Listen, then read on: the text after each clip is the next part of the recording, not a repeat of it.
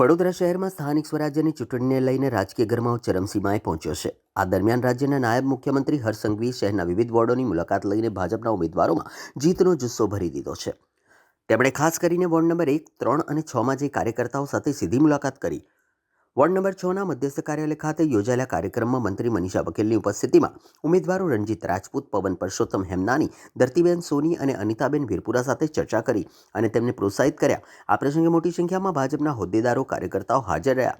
નાયબ મુખ્યમંત્રી હર્ષ સંઘવીએ જણાવ્યું કે ગુજરાતની જનતા અને ભાજપ દુનિયાનો સૌથી મોટો સંયુક્ત પરિવાર।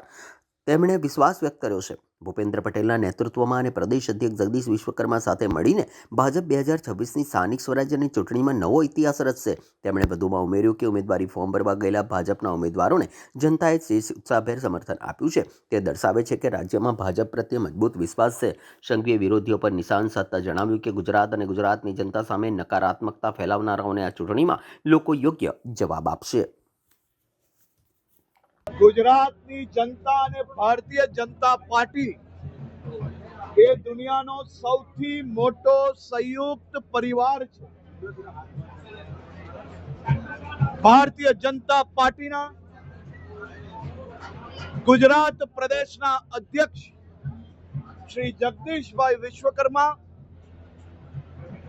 ગુજરાતના મુખ્યમંત્રી શ્રી ભૂપેન્દ્રભાઈ પટેલ અને ગુજરાતની જનતા સૌ સાથે મળીને ગુજરાતના હિતમાં, ગુજરાતના નાગરિકોના હિતમાં આ વર્ષે 2026ની સ્થાનિક સ્વરાજ્યની ચૂંટણીમાં એક નવો ઇતિહાસ રચવા માટે ગુજરાતના નાગરિકોએ મૂડ બનાવી લીધો છે અને તે જ દર્શાવે છે જે પ્રકારે કાલે વહેલી સવારથી ગુજરાતના તમામ જિલ્લાઓમાં ભારતીય જનતા પાર્ટીના ઉમેદવારોને ગુજરાતના સૌ નાગરિકોએ ખભે બેસાડીને આવનારા 5 વર્ષ માટે સેવા કરવા માટે ફોર્મ ભરાવવા માટે આગળ વધ્યા। તે દર્શાવે છે કે આ વર્ષે ગુજરાતના નાગરિકો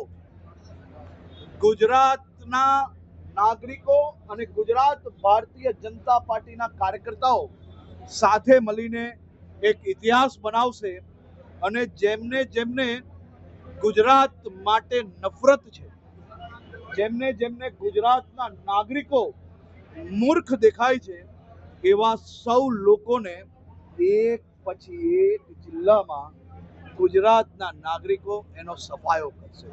કોંગ્રેસ અને આપની એક પણ બેઠક ના આવે